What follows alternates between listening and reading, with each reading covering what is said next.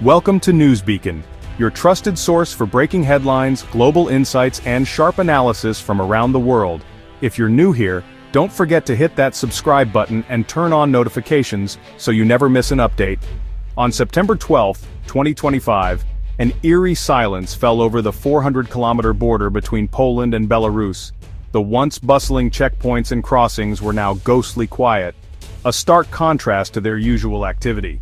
The Polish government, citing national security threats, sealed its entire eastern frontier, road crossings and all railway lines, indefinitely. This unprecedented move was a response to escalating tensions and perceived threats from the east. This was a total closure of one of Europe's most vital economic lifelines, instantly severing the main land route between China and the European Union. The impact was immediate and far-reaching. The announcement was blunt: the border would stay closed until it was fully safe, with no timeline for reopening. This left many in a state of uncertainty and concern. The immediate effect was chaos. Supply chains snapped, billions of euros in goods stranded, and panic rippled from Shanghai to Berlin. Businesses and economies were thrown into disarray. This move capped years of rising tensions, with Poland accusing Belarus of weaponizing migration and already fortifying the border. The closure was the culmination of a long-standing conflict, but shutting down all traffic, especially rail, marked a dramatic escalation, a clear shift from trade to security. The implications of this shift are profound and complex. The world is now watching, uncertain when or if the border will reopen. The situation remains fluid, with global attention focused on the developments. For now, the gates are locked, the trains halted, and a critical artery of global commerce has been clamped shut. The silence is deafening. The consequences are already being felt, but the long-term impact on geopolitics and trade is only beginning to unfold. Experts are scrambling to predict the future. The silence at the border speaks volumes about the fragility of our interconnected world. It is a stark reminder of how quickly things can change. To grasp the impact, consider the Belarus land bridge, the main overland corridor for the new Silk Road, connecting China and Europe. This route handled 90% of all rail freight between China and the EU, moving electronics, car parts, and more in just 15-20 days, half the time of sea shipping. In 2024, goods worth over 25 billion euros traveled this corridor, making Poland the gateway to Europe and fueling its logistics industry. The Moscow-Belarus terminal became a massive transshipment hub, shifting containers from Soviet to European rail gauges. The closure isn't just a logistical headache, it's the severing of a vital link that underpinned east-west trade. Poland's geography made it central to this system, bringing jobs and investment. Now, that advantage, and the symbol of a globalized world, is gone. The sudden shutdown has left a gaping hole in the heart of Eurasian commerce. The immediate trigger for the closure was a dramatic military escalation, the start of Zapad 2025, a massive Russian-Belarusian war game near Poland's border. Tensions spiked when 19 Russian drones violated Polish airspace, a coordinated act seen as a direct threat to a NATO member. For Poland, this was the final straw, justifying an immediate and sweeping response. The Zapad exercises, simulating invasion scenarios, were a chilling reminder of Poland's history with Russian aggression. The government framed the closure as a necessary defense against further provocations and hybrid warfare. The drone incursion provided the pretext for a move that might otherwise have seemed extreme. Security, not trade, now dictated Poland's actions, no matter the economic cost. The economic fallout was instant, a 25 billion euros trade route frozen overnight, sending shockwaves through global commerce and leaving businesses scrambling for alternatives. Trains loaded with goods for European factories and stores are stuck in Belarus and Russia, unable to move forward or return home. European exports to China are stranded in Poland, piling up at border terminals and creating a logistical nightmare for exporters. E-commerce giants like Shein and Temu, reliant on fast rail freight, face chaos as their supply chains grind to a halt and customer deliveries are delayed indefinitely. The disruption goes deeper. Pharmaceuticals, auto parts, and electronics are all trapped in limbo, with critical components and finished goods unable to reach their destinations. Even before the closure, businesses were wary. Train traffic had already dropped by over 16% in early 2025, signaling growing uncertainty in the market. Now the crisis is full-blown. Logistics companies face mounting costs, warehousing fees, and contract penalties, while warehouses overflow with unsent goods. Every extra day of delay adds tens of thousands in expenses, straining budgets and threatening the survival of smaller firms. With no end in sight, the financial pain is spreading fast, impacting not just large corporations but also small and medium-sized enterprises. The 25 billion euros halt isn't just a number, it's a cascade of losses and operational chaos rippling through every link in the supply chain. For many, the shutdown is an existential threat, putting jobs, livelihoods, and entire industries at risk. The supply chain paralysis is reshaping the future of Eurasian trade, forcing companies to rethink their strategies and adapt to a new, uncertain reality. The closure has created a human crisis.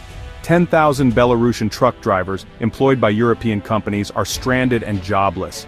Many can't cross the border or return home, caught in a political standoff beyond their control. Freight forwarders and warehouse operators are scrambling to locate cargo and manage angry customers. The lack of clear information from authorities only deepens the confusion.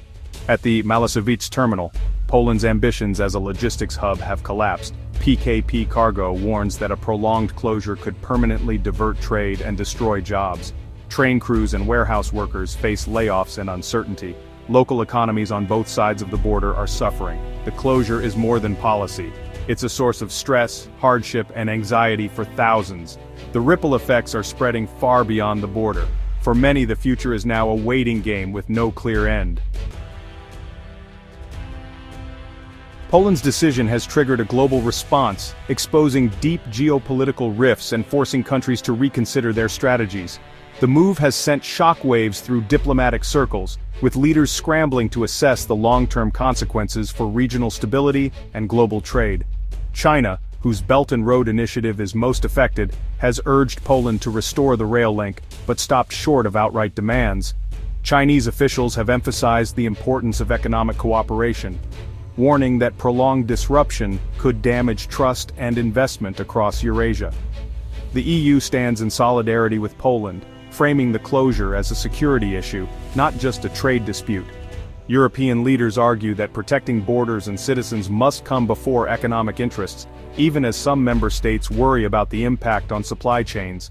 Brussels blames Moscow's aggression for the crisis, echoing its support for Poland in past border standoffs. The EU has called for unity in the face of what it sees as Russian attempts to destabilize the region, urging member states to remain vigilant. The US, meanwhile, welcomes the move. It aligns with Washington's goal of isolating Russia and pressuring China. American officials have praised Poland's resolve, viewing the closure as a necessary step in countering authoritarian influence in Europe. Disrupting the main land route between China and Europe is seen as a strategic win for the US, potentially shifting trade flows and weakening rivals' economic leverage. These reactions reveal a world divided. China seeks compromise and dialogue, the EU balances security and trade, and the US pushes for confrontation and containment. Each power is recalibrating its approach as the situation evolves. The sealed border is now a symbol of fractured global relationships, representing not just a physical barrier, but a growing sense of mistrust between East and West. Competing interests are pulling the world in different directions, as nations struggle to protect their own priorities while navigating an increasingly complex international landscape.